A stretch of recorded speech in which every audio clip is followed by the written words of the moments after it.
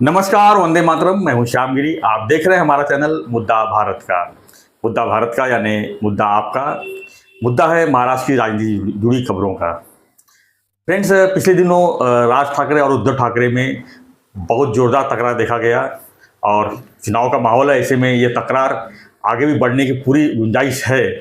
एक तरफ महाराष्ट्र के लोग चाहते हैं कि दोनों भाई इकट्ठा चुनाव लड़े और एक नई राजनीति तैयार करें, और दूसरी तरफ दोनों का तकरार, वो भी चुनाव के टाइम पर क्या मायने रखता है, इस पर हम आज चर्चा करेंगे। हमारे साथ में राजनीतिक विशेषज्ञ सुभाष काले जी, और जानने की कोशिश करेंगे कि राज उद्धव का ये तकरार जो है महाराष्ट्र चुनाव पर कितना असर कर सकता है। सर, स्वागत है आपका हमारे चैनल में। क्या कहेंगे, आपने देखा आपके पड़ोस में थाने में गटकरी रंगातम जिस तरह से खेल देखने को मिला, गोबर तक फेंका गया, नारियल फेंका गया। ऐसा कभी ठाकरे फैमिली के ऊपर कभी ऐसा अटैक देखा नहीं था, लेकिन जिस तरह से ये अटैक हुआ और खासकर दो भाइयों का टकराव, क्या देख रहे हैं सर राजनीति में, महाराष्ट्र की राजनीति में इसको? ये जो गोबर फेंका, कंगन फेंके, नारियल फेंका, छक्का तक बोला गया है। हाँ, उधर उन्होंने सुपारी फेंकी जी। तो ये तो कार्यकर्ताओं का गर्मा गर्मी की बात है। जो उद्धव ठाकरे और उनकी पार्टी संजय राउत, उन्होंने स्टेटमेंट दिया ये सुपारी बहादुर है। राज ठाकरे सुपारी लेके बात करते हैं। इलेक्शन में उन्होंने इसकी सुपारी ली, फिर कभी उसकी सुपारी ली, तो उसका वो उन्होंने उस हिसाब से उधर उनके जो काफिला आया था राज ठाकरे का, उसके ऊपर सुपारी फेंकी, तो उसका वो रिएक्शन थाना में हुआ। और यहाँ पे उनकी गाड़ी, उनका काफिला जो है उसके ऊपर गोबर और सब ये कंगन बिंगन फेंके गए। ये तो कार्यकर्ताओं का ठसल है, लेकिन असली बात यह है कि आने वाले चुनाव में हमको ऐसे लग रहा है, दिख रहा है कि ठाकरे वर्सेस ठाकरे ये युद्ध जरूर होने वाला है। और आपको शायद याद होगा, कुछ बहुत महीने पहले शायद हमने एक वीडियो बनाया था ठाकरे वर्सेस, और आपने उनको पूछा था कि भाई कभी ये दो ठाकरे साथ में आ सकते हैं क्या? बहुत बार बैनर लगते हैं। हाँ, बहुत बैनर होता है, बाजी होता है कि दोनों ठाकरे साथ में आना चाहिए वगैरह। और मैंने उस बार भी आपको कहा था, उस वीडियो में मैंने कहा था कि ये दो ठाकरे साथ में कभी नहीं आ सकते। इसका कारण ये है, मैंने उस वक्त बताया था कि इनका जो डिफरेंसेस है इन दोनों के बीच में, वो सिर्फ पॉलिटिकल नहीं है भाई। राजनैतिक समझौता कब होता है कि अब जो डिफरेंसेस है, कि जो एक दूसरे के खिलाफ जो बातें हैं, तो वो राजनीतिक हो, तो वो राजनीतिक, जैसे अभी अजित पवार के साथ भारतीय जनता पार्टी एक साथ आके उन्होंने अजित पवार के साथ सरकार बनाई, तो दोनों के भिन्न रास्ते हैं, फिर भी एक साथ में आए और उन्होंने सरकार बनाई। जैसे कश्मीर में भी बीजेपी ने सरकार बनाई। तो वो भले आइडियोलॉजी अलग हो और आइडियोलॉजी में डिफरेंसेस हो, तो भी आदमी साथ में आ सकता है। लेकिन यहाँ पे आइडियोलॉजी का सवाल नहीं है, यहाँ पे पर्सनल राइवलरी है। यहाँ पे जैसे मराठी में कहते हैं ना, भाऊबंदकी है। यहाँ पे दो भाइयों का आपस में टकराव है, हसन भी है। हाँ, इसीलिए उनका साथ आना नामुमकिन के बराबर है। और अभी हुआ क्या है कि जैसे जैसे महाराष्ट्र के विधानसभा के चुनाव पास आते जाएंगे, हर पार्टी अपनी अपनी ताकत, अपने अपने वोटर्स, अपने अपने कार्यकर्ताओं को गर्म करने की कोशिश करेगी। अभी उद्धव ठाकरे की शिवसेना जो है, वो उनका तो महाविकास आघाड़ी के साथ जाना तय है, उनका वो महाविकास आघाड़ी होगी। लेकिन अभी तक राज ठाकरे जी का निर्णय हुआ नहीं है। उन्होंने तो, आपने बीच में पढ़ा होगा और सुना होगा कि उन्होंने 2 कैंडिडेट ऑलरेडी डिक्लेयर कर दिए। तो इसका मतलब ये है कि राज ठाकरे आने वाले विधानसभा में अपनी जगह, अलग जगह बनाने की कोशिश में है। उन्होंने अनाउंस किया 250 सीट पर लड़ेंगे। हाँ, वो देखो, वो 250 लड़ते हैं, 200 लड़ते हैं, 100 लड़ते हैं, वो और अलग बात है।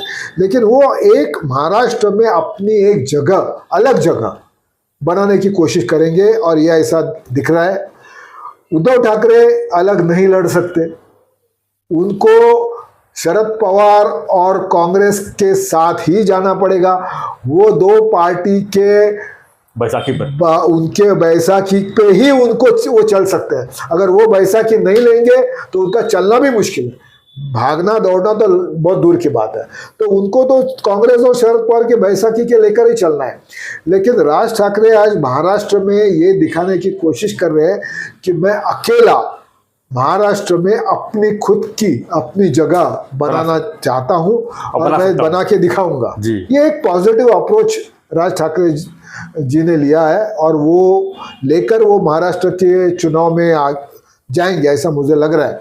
और नेचुरली राज ठाकरे भी शिवसेना से बाहर निकले हुए हैं और उद्धव ठाकरे के भाई है, दोनों ठाकरे ठाकरे हैं, तो नेचुरली उनकी जो पहली दुश्मनी है, पॉलिटिकल दुश्मनी हो या जी, वो उद्धव ठाकरे है। सो नेचुरली जहां राज ठाकरे ये देखेंगे कि मैं उद्धव ठाकरे को कितना डैमेज कर सकता हूं और उद्धव ठाकरे ये देखने की कोशिश करें कि मैं राज ठाकरे को कितना डैमेज। बिल्कुल। तो ये दोनों की टसल, दोनों का वॉर, दोनों का संघर्ष, दोनों का युद्ध हमको ठाणे विधानसभा में देखने को मिलने वाला है। महाराष्ट्र में, सॉरी, मैं पता नहीं क्यों मेरे मुंह से हमेशा ठाणे विधानसभा निकल रहा है, लेकिन महाराष्ट्र के विधानसभा में ये हमको दो भाइयों की टसल जरूर देखने को मिलेगी। वो टसल में क्या नतीजा आता है, क्या होता है, वो बात का फायदा किसको होगा? देखो, इस ठसल का फायदा जी अगर हम देखने को जाते हैं तो ये महाविकास आघाड़ी का जो घटक है, कांग्रेस और राष्ट्रवादी शरद पवार, ये लोग मजा लेने वाले बस।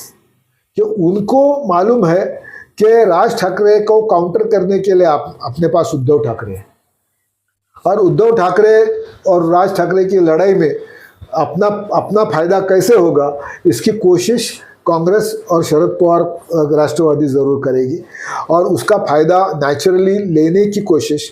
मतलब मैं ये सीट के फायदे की बात नहीं कर रहा हूँ जी, मैं पॉलिटिकल जो वहाँ पे माहौल बनेगा उसके फायदे की बात कर रहा हूँ। राज ठाकरे उद्धव ठाकरे की लड़ाई में कांग्रेस की सीट बढ़ेगी या शरद पवार की सीट बढ़ेगी, ऐसी बात नहीं। लेकिन वो दोनों की लड़ाई में पॉलिटिकल माइलेज जो बोला जाता है, पॉलिटिकल माइलेज जो मिलेगा वो कांग्रेस और राष्ट्रवादी शरद पवार को मिलेगा, क्योंकि वो बोलेंगे उसको लड़ने दो, उसके साथ जी हम अपना काम करते रहेंगे। और जैसे मैंने कहा कि आने वाली विधानसभा में हो सकता है या मनसे खुद के बलबूते पर लड़ेगी, महाविकास आघाड़ी लड़ेगी और महायुति साथ में लड़ेगी, ऐसे आज का माहौल है। लेकिन जैसे जैसे इलेक्शन पास आते जाएंगे, अगर एग्रेसिवली कांग्रेस, अभी जैसे आपने देखा कि 3 दिन उद्धव ठाकरे दिल्ली में जाके बैठे थे, उनको उनका चेहरा या उनका नाम महाविकास आघाड़ी के मुख्यमंत्री करके प्रोजेक्ट करने की उन्होंने, ऐसा कहा जाता है, एक्चुअली वहाँ पे क्या हुआ वो तो उद्धव ठाकरे ही जाने और राहुल गांधी और सोनिया गांधी जाने, लेकिन ऐसा कहा जाता है। लेकिन वहाँ पे उनको ज़्यादा कुछ रिस्पांस मिला नहीं मिला, लेकिन वो अपनी कोशिश में है कि मैं महाराष्ट्र में महाविकास आघाड़ी का चेहरा मैं बनूं। और उसी वक्त पृथ्वीराज चव्हाण जी ने स्टेटमेंट दे दिया कि जिसके आमदार ज़्यादा उसका ही मुख्यमंत्री बनेगा और हम महाराष्ट्र में विधानसभा इलेक्शन बिना किसी मुख्यमंत्री के चेहरे से लड़ेंगे, ये उन्होंने जाहिर कर दिया। तो ये फिर से जो अंदरूनी इंटरनल टसल जो हो रही है महाविकास आघाड़ी, इसकी तरफ भी देखना बहुत ज़रूरी है। पता नहीं इलेक्शन डिक्लेयर होते होते ये लोग साथ में रहेंगे भी या नहीं, ये तो अभी आगे का वक्त ही दिखाएगा, बताएगा। सर, राज ठाकरे के बारे में थोड़ा बात करूंगा कि इस समय राज ठाकरे की जो पोजीशन है और इस समय जो उद्धव ठाकरे की पोजीशन है, दोनों में कितना आप डिफरेंस देख रहे हैं? क्या दोनों बराबरी टक्कर के हैं इस समय? नहीं, आप देखो, उन दोनों की टक्कर की बात तो टक्कर तो दोनों एक दूसरे को टक्कर देने में सक्षम है। रही बात के पॉलिटिकल स्ट्रेंथ, पॉलिटिकल बोल रहा हूँ मैं, कार्यकर्ताओं की नहीं जी, वोटर्स और वोटर्स की स्ट्रेंथ अगर किसके पास ज़्यादा है तो नेचुरली उद्धव ठाकरे ज़्यादा है।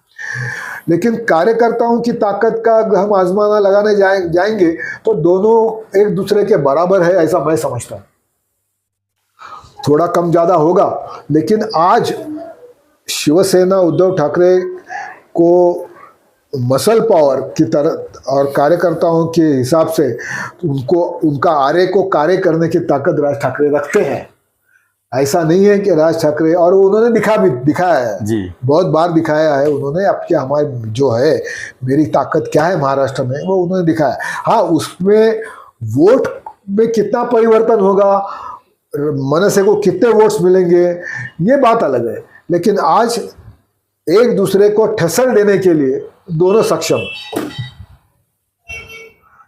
आज की स्थिति में क्या देख रहे हैं आपकी, क्या अगर चुनाव हुए, अगर राज ठाकरे अकेले चुनाव लड़ते हैं और महाविकास पे लड़ेंगे उद्धव जी, तो अगर हम देखें तो सीट का क्या पोजीशन मिल सकती है? नहीं, मैंने अभी कहा आपसे कि राज ठाकरे महाराष्ट्र में मुख्यमंत्री बनने के इरादे से चुनाव नहीं लड़ने वाले जी, और न लड़ सकते हैं। आज महाराष्ट्र विधानसभा में सिर्फ एक ही आमदार है उनका, राजू पाटिल जी, डोंबिवली, कल्याण ग्रामीण। तो इसका मतलब ये नहीं है कि राज ठाकरे सीधा मुख्यमंत्री के सपने देख रहे हैं और मैं मुख्यमंत्री बन जाऊंगा, मुझे 150 सीट मिलेगी, ऐसी बात नहीं है। मैंने पहले ही कहा कि राज ठाकरे इस इलेक्शन में अपनी जगह महाराष्ट्र में बनाने की कोशिश करेंगे, एक अच्छा परसेंटेज ऑफ वोट्स लेने की कोशिश करेंगे। लेकिन ये तो 2009 से शुरू है उनका, सॉरी 2009 से ये प्रक्रिया शुरू है उनका, है ना। लेकिन क्या हुआ बीच में, इसका कारण भी है जी। इसका कारण यह है कि बीच में कभी वो शरद पवार कांग्रेस के साथ गए, 2019 में बीजेपी और मोदी को गालियां देते सभा लेते रहे, फिर अभी 2024 में फिर से बीजेपी और महायुति के साथ रहे। तो ये जो उनका रवैया है जी, तो इसीलिए वो स्टेबल नहीं हो सकते। तो लेकिन मुझे अभी ऐसा लग रहा है कि उनका जो अभी उन्होंने रास्ता चुना है वो अभी उन्होंने फाइनली तय किया है कि एकला चलो रे, मैं अपनी जगह महाराष्ट्र में बनाने की कोशिश करूंगा। और मुझे ऐसा लगता है कि भले राज ठाकरे जी को ज़्यादा सीट नहीं मिलेगी जी, लेकिन वो एक अपनी जगह जरूर बनाएंगे, अपनी पोजीशन बनाएंगे कि ताकि आगे आने वाली महापालिका एक चुनाव हुए। अभी देखो पूरे महाराष्ट्र में नगर पालिका, पंचायत, महापालिका के चुनाव आने वाले हैं जी, और उसमें उनकी ताकत आजमाना, कितना हम उसमें कमा सकते हैं, ये देखने का उनको ये विधानसभा में चांस है। और इसलिए वो विधानसभा उस कॉरपोरेशन और म्युनिसिपल इलेक्शन के हिसाब से वो विधानसभा लड़ेंगे और अपनी ताकत, अपना एक स्थान बनाने की कोशिश करेंगे ताकि उनको इलेक्शन में, अगले इलेक्शन में उनको फायदा हो। धन्यवाद सर। तो हमारा चर्चा ये था कि राज ठाकरे और उद्धव ठाकरे जो आपस की लड़ाई जो चल रही है इस समय, वो चुनाव पर कितनी मायने रखती है, कितना उसमें उनको फायदा मिल सकता है और किसका फायदा किसको होगा, किसका नुकसान किसको, ये हम चर्चा कर रहे थे। आपकी क्या प्रतिक्रिया इस पर हमें कमेंट बॉक्स लिखिए और ऐसी खबरों के लिए बने रहिए हमारे साथ, देखते रहिए हमारा चैनल मुद्दा भारत का। चैनल को लाइक, शेयर और सब्सक्राइब जरूर कीजिए। धन्यवाद सर, धन्यवाद। जय हिंद, जय महाराष्ट्र।